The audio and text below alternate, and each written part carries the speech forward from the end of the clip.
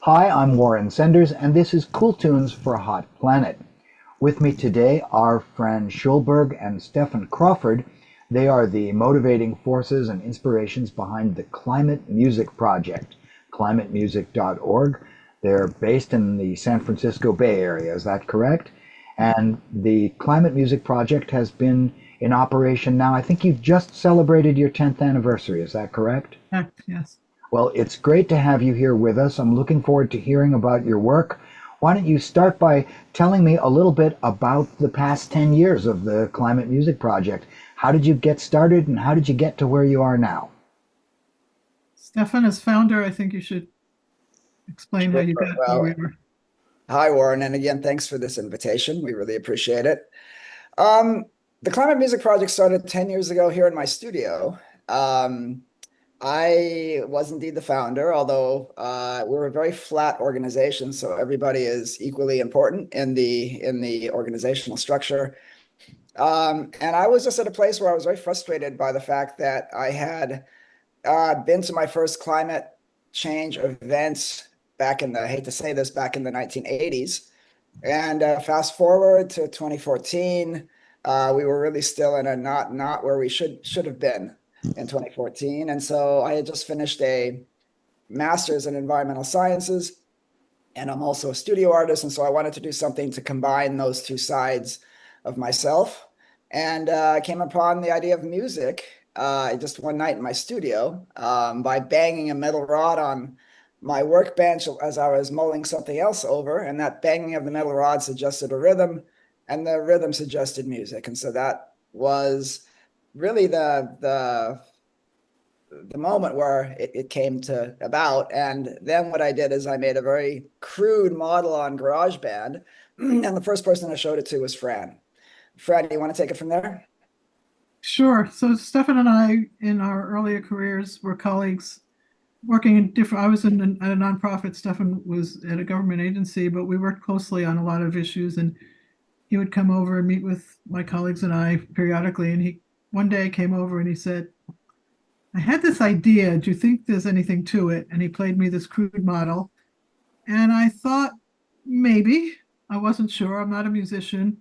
I do love music, and as an audience member, it spoke to me.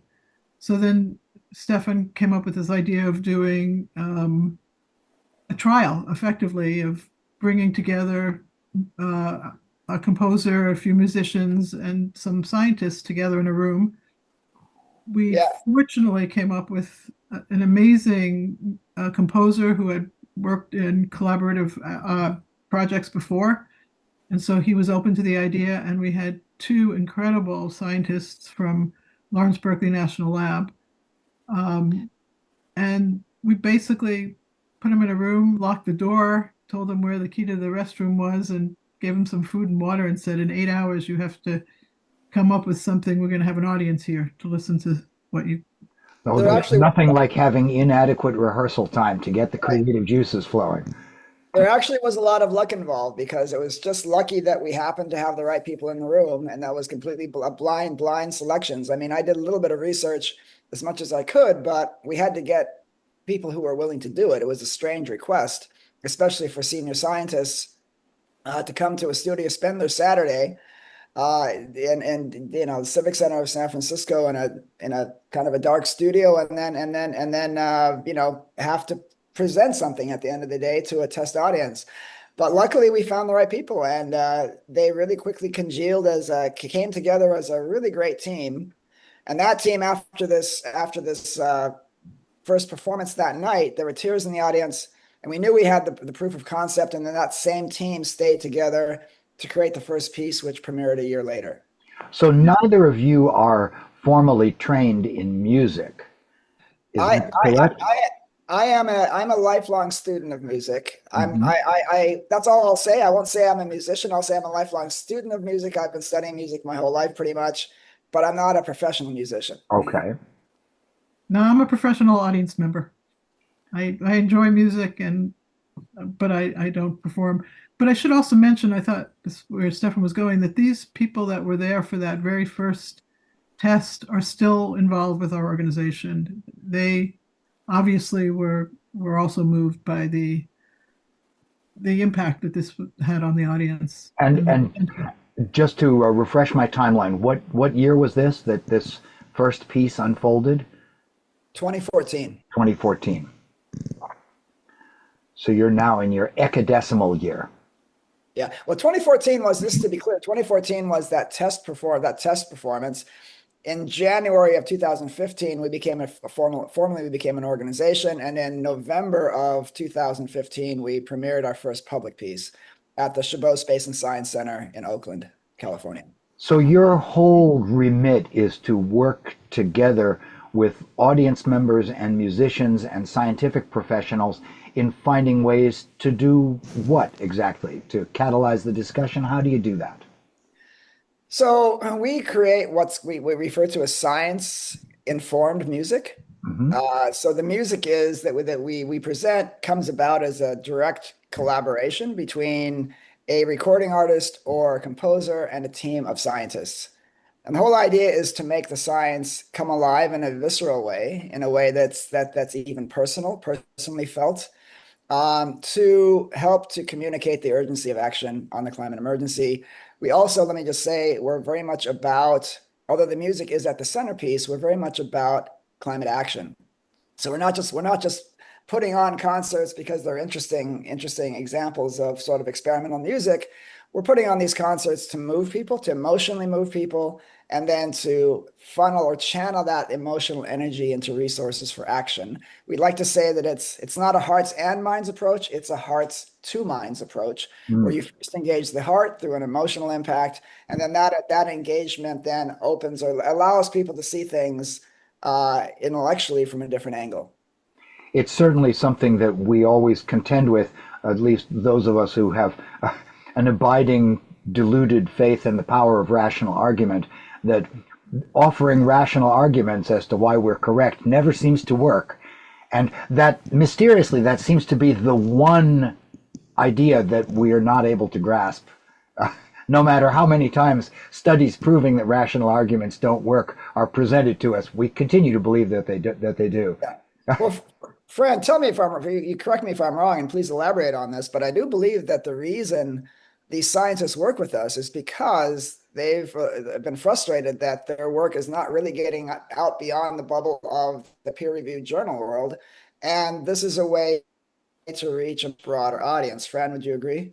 Yeah, that's absolutely. You took the words out of my mouth. We have these scientists who are very much in demand and are involved in international activities and all kinds of off-campus activities, and they find the time to spend with us because they are frustrated in that the research and the important outcomes of their work are not reaching the audience. And in order to change, we need to have the political will and the will of the public to energize people and move them.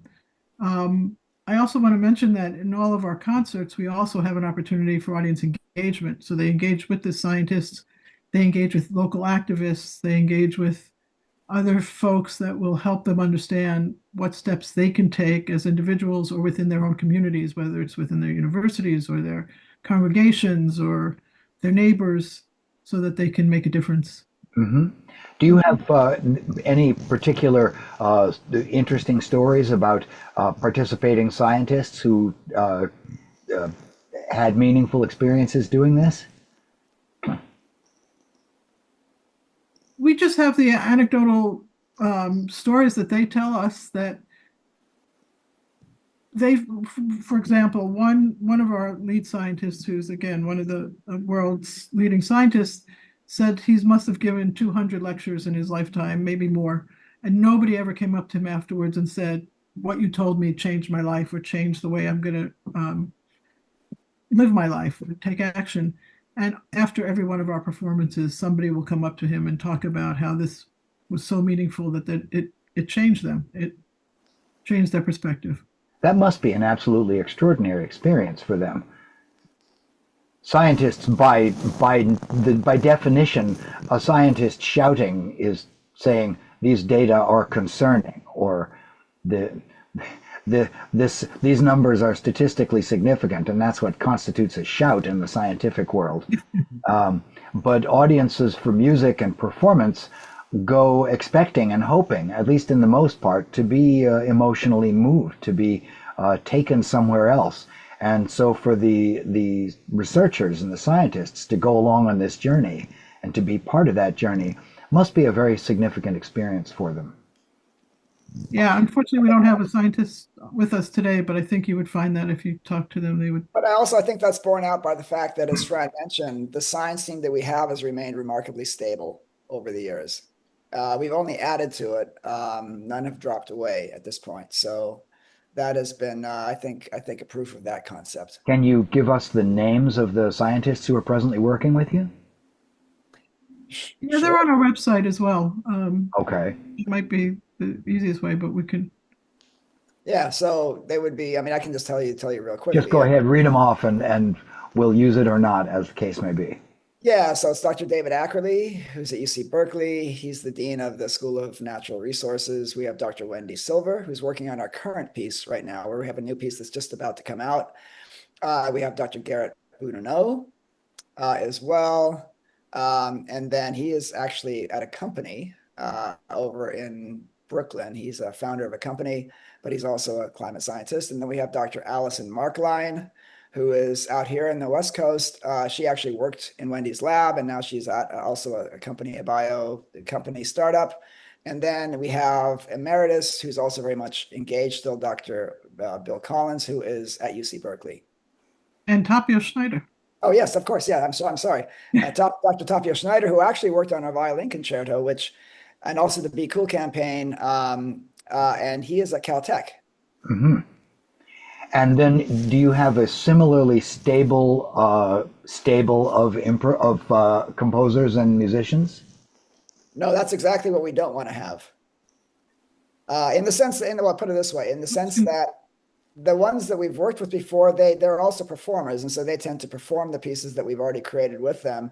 But our whole mission really is to speak the language of music, which has many dialects. And so we want to speak all those dialects, which means genres of music. And so we want to really work with a wide range of recording artists and composers in every style of music. So they've remained with us in the sense, as Stephan said, as they perform the music, and we continually to perform. I mean, the first piece that we did, which was Eric's piece 10 years ago, is still being performed, and he recently did a concert. But to follow up on your question about the scientists' engagement, what's interesting for us too is to see how the musicians change as a result of working with us. Some of who didn't really engage in the climate issue at all beforehand have become climate activists and have told us that their whole perspective on composing music has been influenced by working with us. And one of the interesting things we did for 5 years was work with a cohort of students from the San Francisco Conservatory of Music and had them create what we call climate music, climate influenced or climate informed music. And they too, these are students who may not have taken a science class since high school, and they, really engage with the subject and have been very much influenced by the work. One of the things I think, if you're a musician and you're not just working in the immediate vernacular popular music of the day, but if you're a studied musician, then it's inherent in that you have some training in the history of your idiom. And if you're playing Western classical music, then you're engaged with repertoire that may go back 400 or 500 years. And that implies a different sort of historical positioning than something that we would see in our TikTok world where everyone's famous for 15 seconds. I know I teach at New England Conservatory, and we think of music as a way of communicating across big spans of time. If you play a piece by Bach, then you're engaged in a kind of conversation with Bach. Yeah. By the way, Bach is really my favorite composer, just so you know. Why?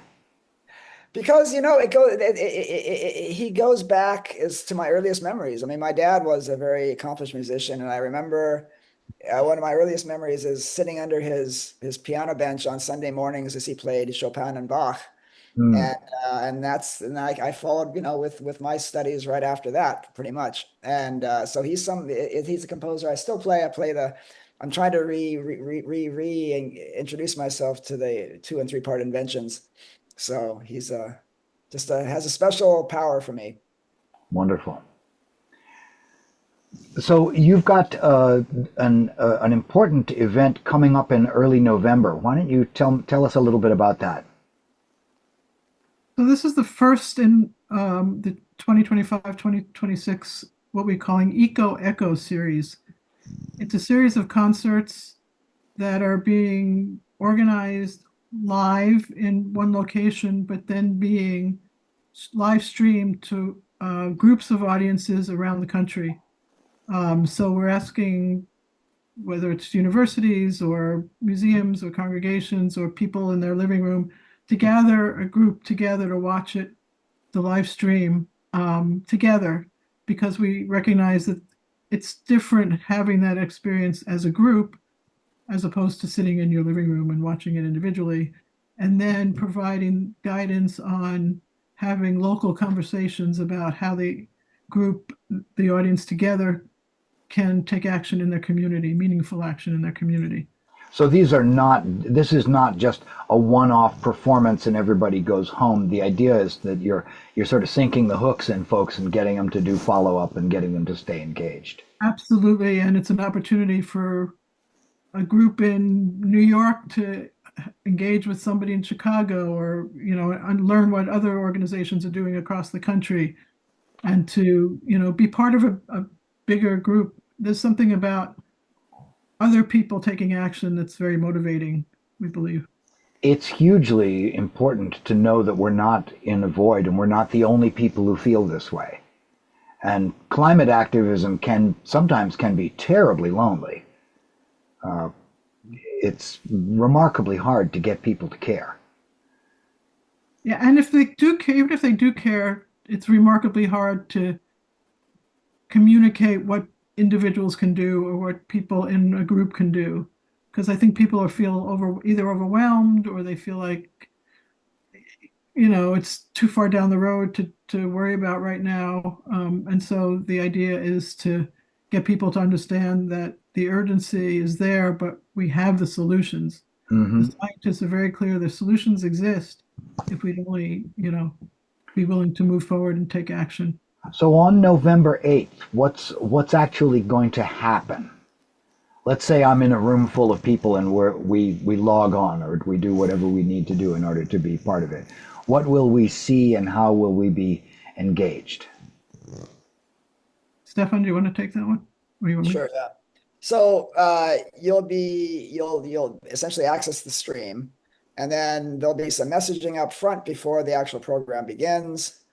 And then it will begin at Grace Cathedral. You'll see Grace Cathedral in San Francisco, which is, I don't know if you're familiar with Grace Cathedral, but it's really a very soaring, iconic structure in San Francisco. It's a neo-Gothic cathedral right on the top of Nob Hill, really beautiful with beautiful stained glass, soaring 90-foot ceiling. And you'll have that sort of that environment that you'll be seeing. And then we'll open it with essentially a introduction by one of our scientists who will set the context. And then the theme for the concert is climate solutions, but really looking at the human side of the equation, not so much just looking at technology solutions and what are they, but rather the human side of the equation. How do we as humans reassess and rebalance our relationship with nature, essentially?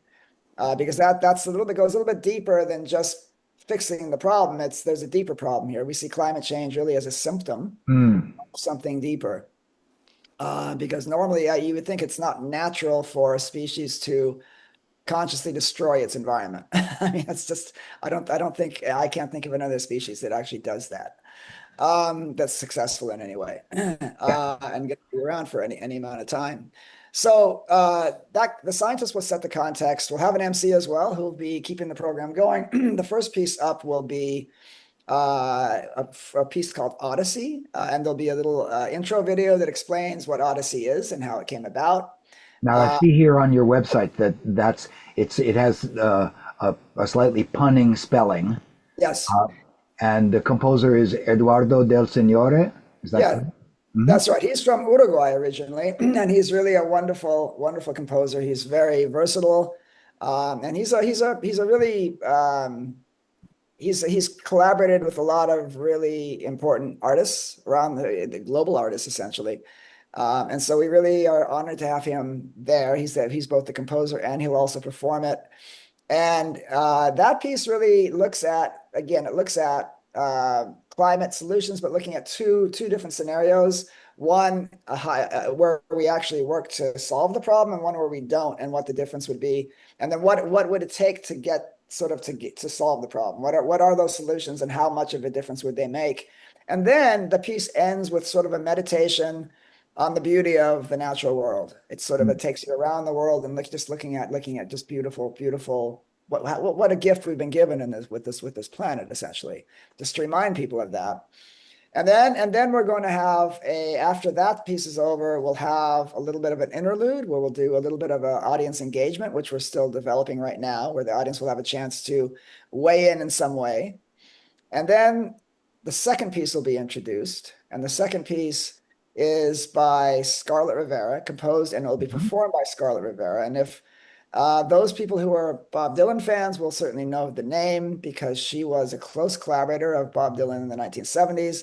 In fact, she figures very, very prominently in several of his most beloved albums, including the Desire album. She was his electric violinist.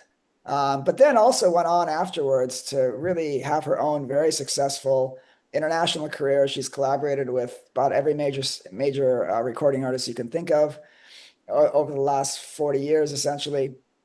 And so she's doing a piece called Voice of the Animals. And this piece looks at very specifically the interrelationship between climate, biodiversity, and the preservation of wild lands. Mm. So that gets again to the question of how do we write that relationship with nature, essentially.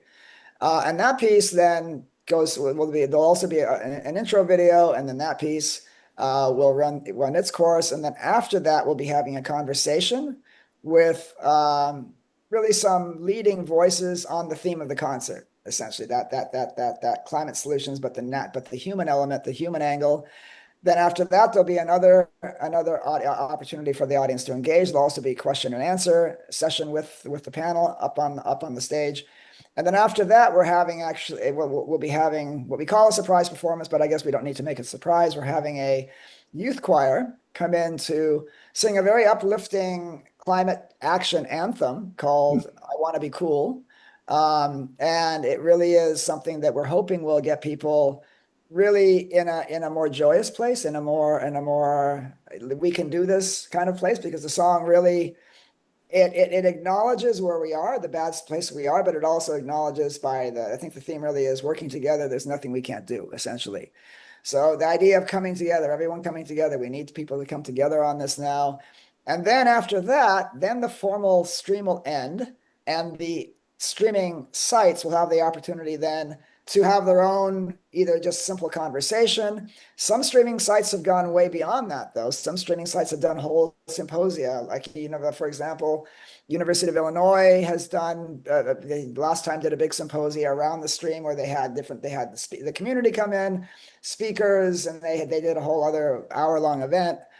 Same thing with Trinity College in Dublin a couple of years ago, did the same thing. But many people just opt to bring friends around a pizza and just talk about, okay, what we're in here in our local community, what can we do? What can we start to make a difference? I was going to ask you a little bit about that, because one of the things that we are constantly confronting, both in the environmental world and in the realm of our human societies and our culture and our art, what are the relationships between local and regional and national and global, and I suppose even cosmological aspects of your work and about art and activism in general? How do you balance the think global, act local of it all? Well, I mean, I think the reason we're doing this is because it has to start at the local. You have to, obviously, it is a global problem, but I think we need to start in our own backyards and figure out where we can build coalitions. And it's not so much, I think our message is not so much that, yes, everybody can do things at home and everybody can cut down on their energy use, but really what we're in need for, I think, is a wave of national support for rapid climate action at the national level and to push policymakers to do the right thing finally and to get, on the right path. Hmm. I'll just add to that. I think it's not just at the national level. I think at the local level, the states are doing a lot in the US, and likewise regional areas in different countries are taking the lead. So it doesn't necessarily have to be at the national level, but certainly, I mean, we're trying to engage people in whatever way they're most comfortable with. And for some people, it's very much in their backyards. For some people, it's at the state or national level, it's in elections. For some people, and some of the people involved in our work, they're very much engaged in the international Mm. efforts. So we're not trying to limit or prescribe what makes sense for an individual, but rather to, show them that there are these opportunities. And for many people, their own local community is where they feel most comfortable. But I do want to add a couple of things. One is their opportunities exist if people want to join as streaming partners or come live or even just stream individually. But we really think it makes sense to try and at least gather a few friends together. You could just contact us at info@climatemusic.org or get on our website. And one other thing that wasn't mentioned in the overall description of what we do is that all of our music has a visual element to it. So that enhances the streaming experience, I believe, by having the visual, effectively a video that goes along with each of the pieces of music, and that further explains the science elements. Now, the pieces that you've described and that I see on the website and which anyone can observe, um, there's one movement in this in the realm of or in the intersection of climate activism and music where scientific data is simply transferred directly into sonic phenomena. So data sonification. Do you is that part of your creative recipe, or do you see yourself as doing something different from data sonification? I would say yes and no. So That's a good answer. what I can tell you is that we don't like to say is we do not like to say that our music is data driven. Because data driven suggests that the composer and the scientists, they just provide the data and the data does what it does. And that's what you get. But that's not very music. It wouldn't be very musical. And we create music. The idea here is that we're definitely, even though we reference science, we're firmly planted in the realm of the arts, the domain of the arts. The idea is that this has to be music that people will resonate with people. And so our process, we say it's science informed because that role of the scientist is absolutely critical. So yes, we do use data. We do have reference studies. We do use data sonification, both audification and parameter mapping.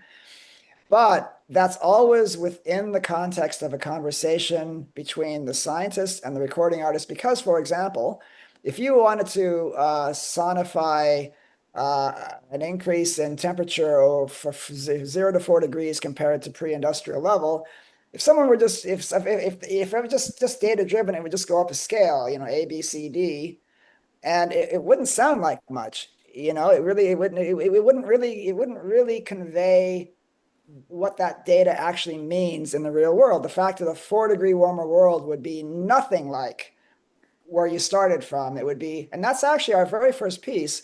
That's where a lot of the conversations between the scientist and the composer really rested, was what does a 4-degree warmer world really sound like? What would that sound like? And it actually, so even though we use parameter mapping for that, the scientists gave the composer the leeway to take their understanding of what that would mean, what that data actually means, and put that into the musicscape in a way, express that in the musicscape in a way that would really convey how much different that actually would be. So it wasn't strictly just going up a scale. It was taking the scientist's understanding of what the data means and then applying that in a way that actually conveys some significance of that move, of that change. Well, certainly in music, we can have this a related phenomenon of, so to say, sensitive dependence on initial conditions, and a small intonational discrepancy or small rhythmic relationships can be magnified or turned into something else, and sometimes entire pieces can be made out of simple two-note motifs, as witnessed Beethoven's Fifth. So it does seem like a fertile ground for musicians and scientists to work together. It's a realm of analogy also. Is that, do you That's consider it that way?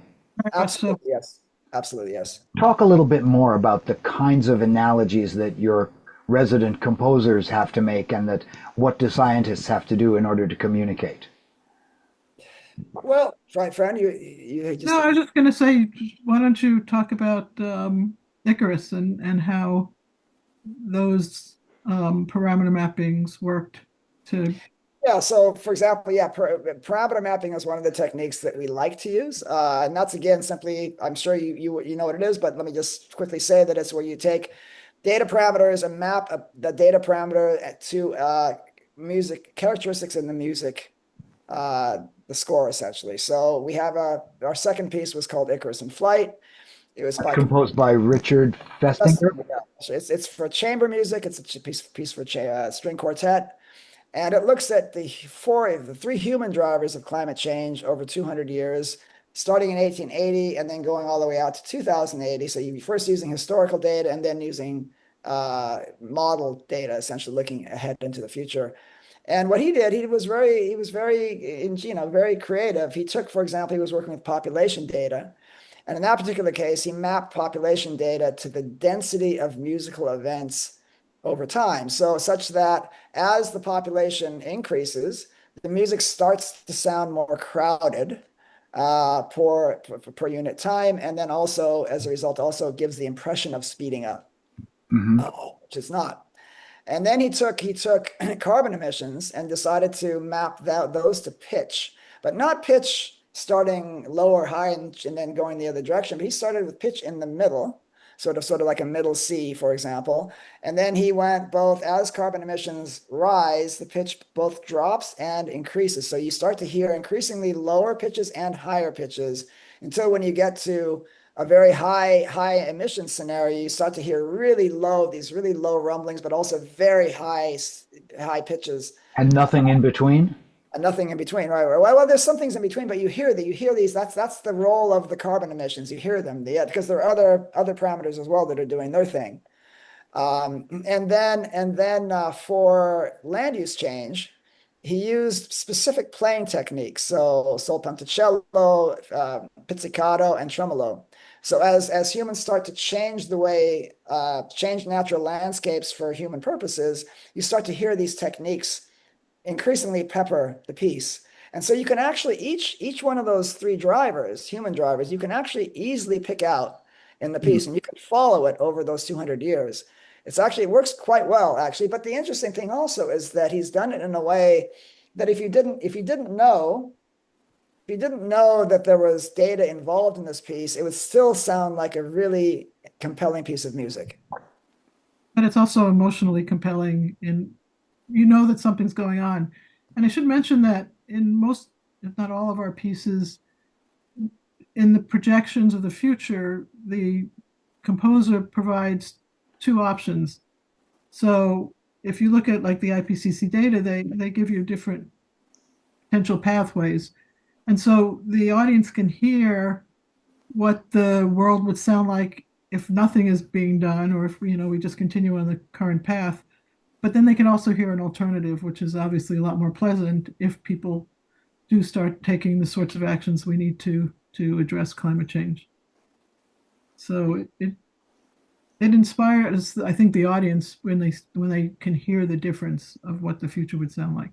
Yeah, in fact, for Icarus in Flight, at that last movement of the piece is looking really from 2050, I think, to 2080, and then he toggles back and forth between those two scenarios, and so you really get the almost like a roller coaster ride you get of relatively recognizable to something that really is quite intense and emotional.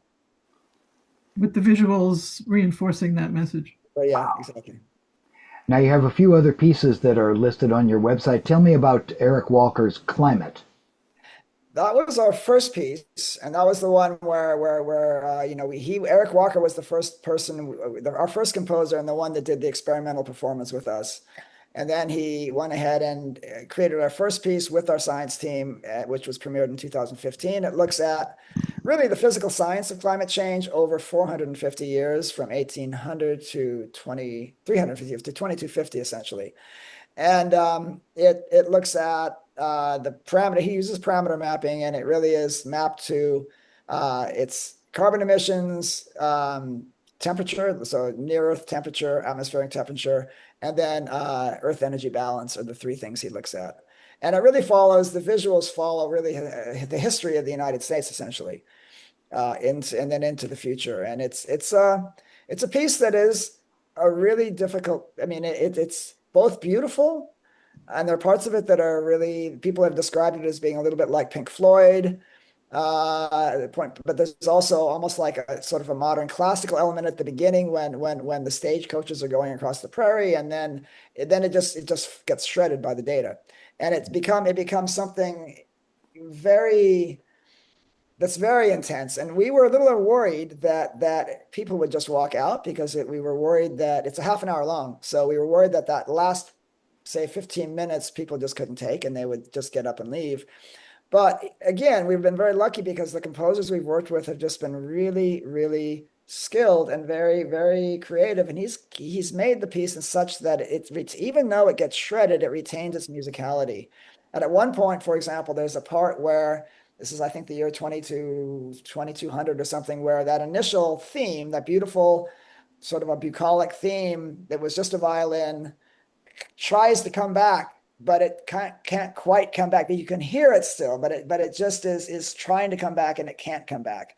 And so the moments like that really keep the music together. And much to our delight, nobody has left a performance. Everyone pretty much stays glued to their seats throughout the entire performance. And so that one is really a powerful performance piece. It's probably the one we've performed more than any other over the years.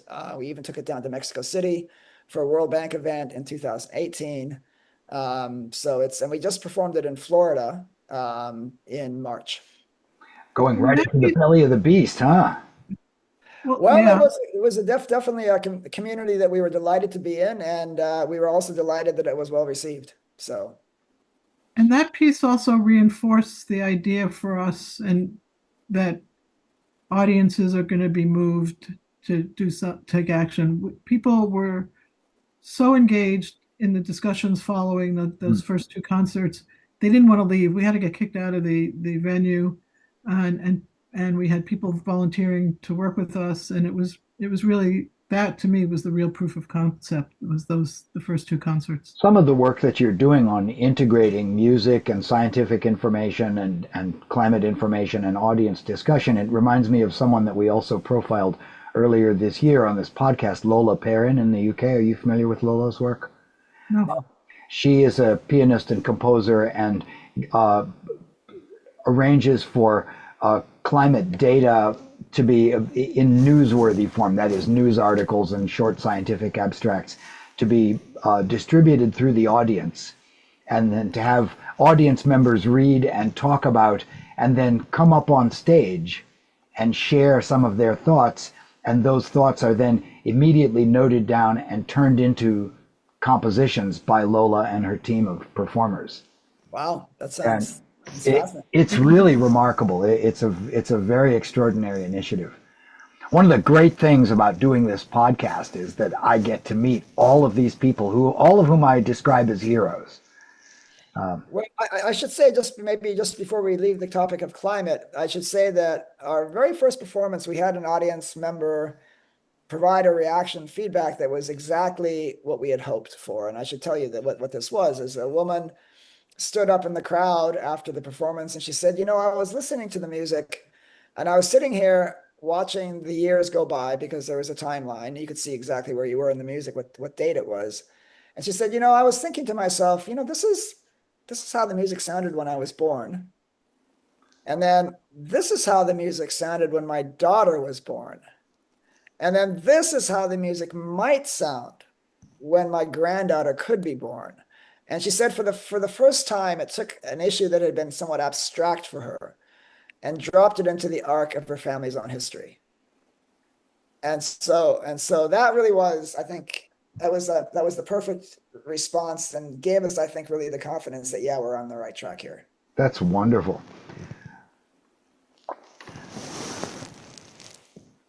Do either of you have heroes or mentors or role models, people whose work demonstrably, memorably pushed you in a direction that helped you wind up where you are now?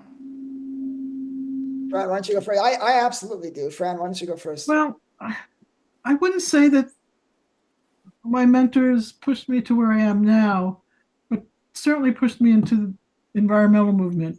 I had a high school teacher that just totally engaged me in the issue and got me concerned about just the environmental issue. Generally, we got involved in very major campaigns in our local community, started recycling programs, other things.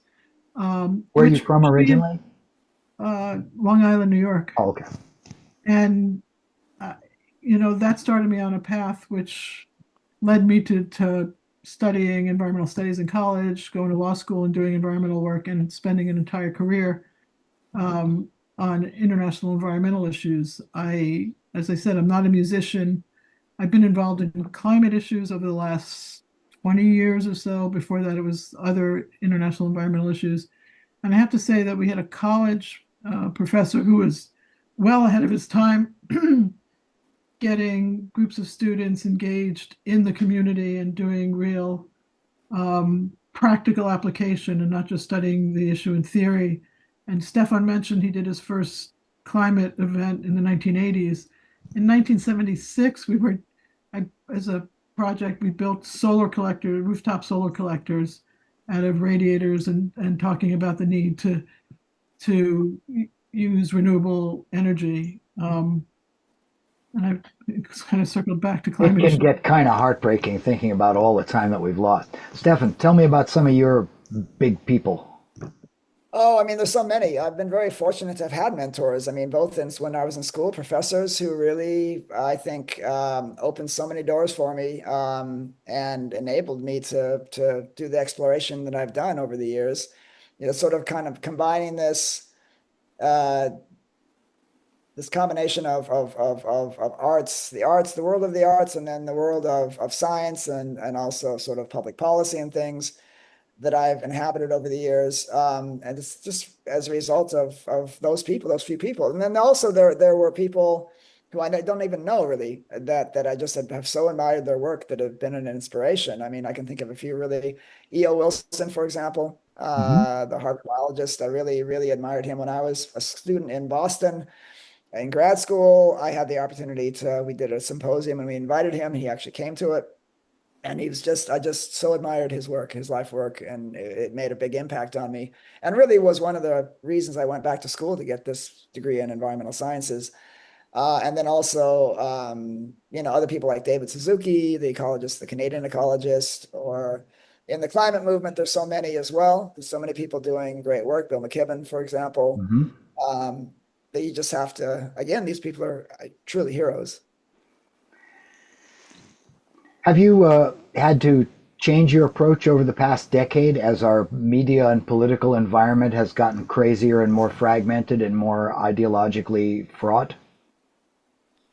Fran, I mean, I would say, and Fran, please weigh in. I would say no.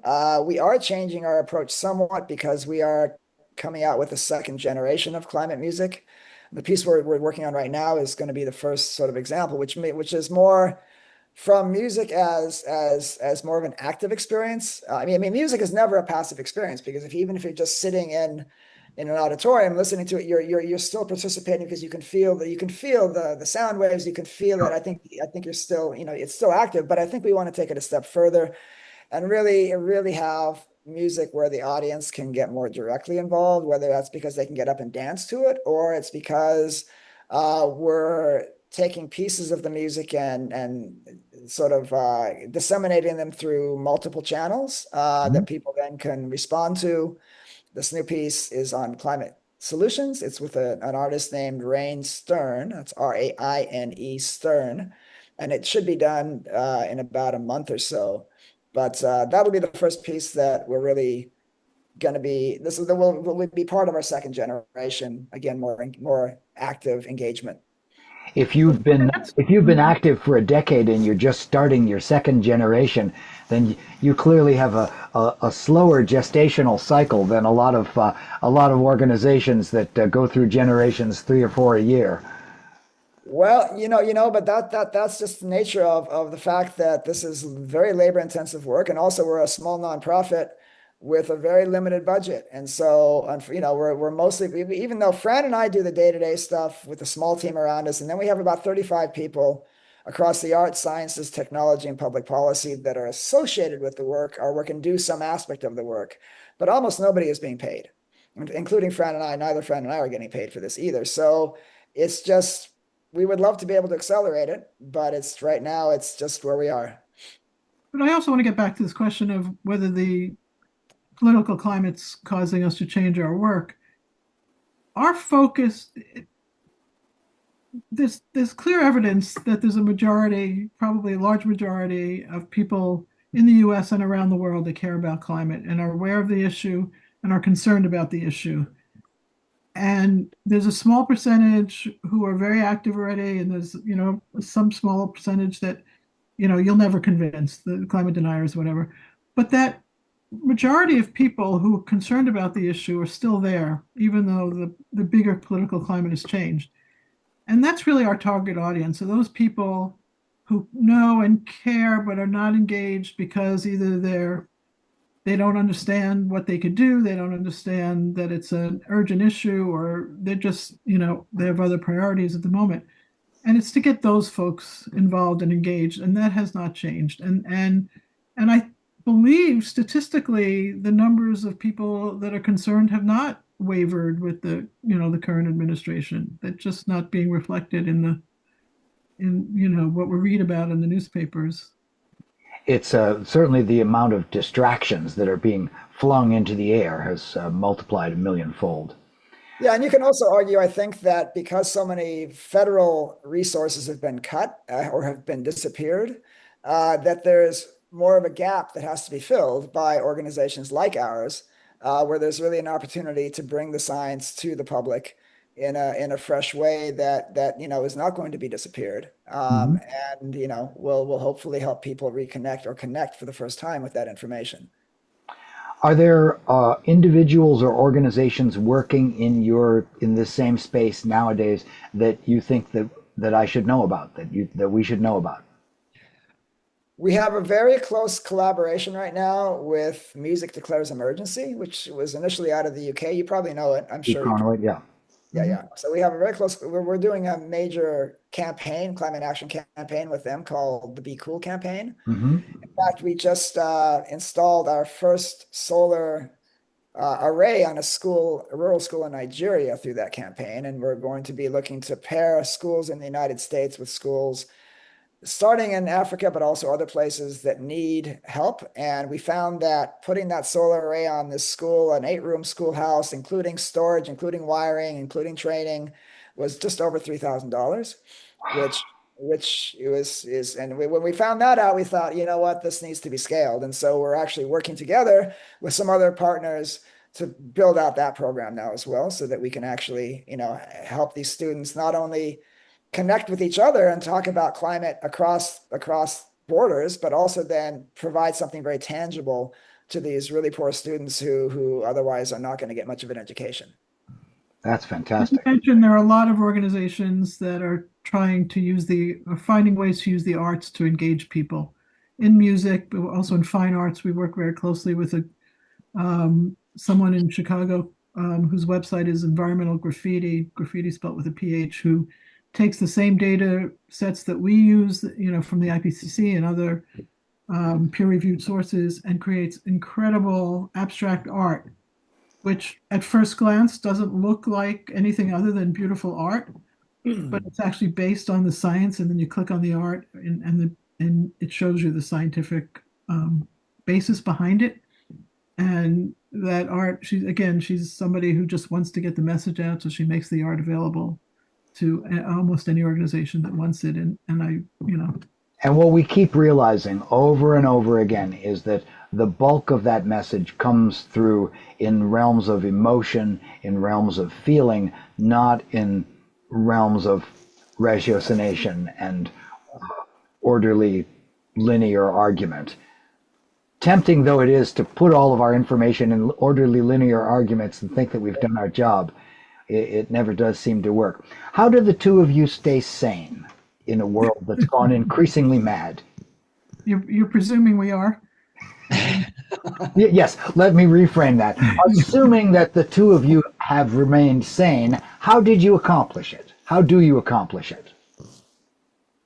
Well, Right. for me, it's just, trying to keep the balance. I used to be a news junkie. I try to limit the amount of news I consume every day and maybe, read it rather than watch it on TV.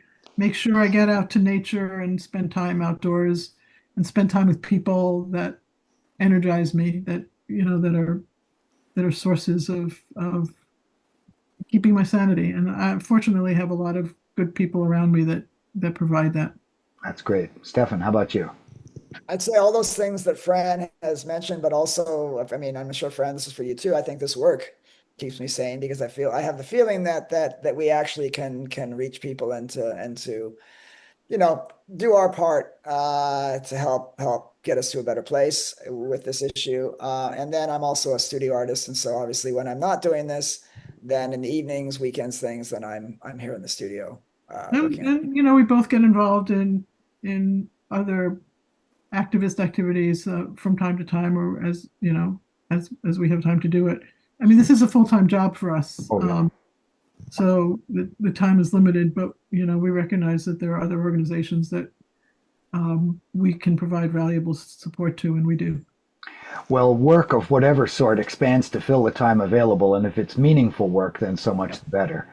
Well, and it sounds like the work that you two are doing is exceptionally meaningful and powerful. I'm looking forward to sharing that with our audience and helping our audience grow, and perhaps trying to draw some links to your events in November. Fran Schulberg, Stephan Crawford, the Climate Music Project. Thank you so much for being with us today. It's really been a pleasure talking. It's been a Thanks so pleasure much. to be here. Thank you.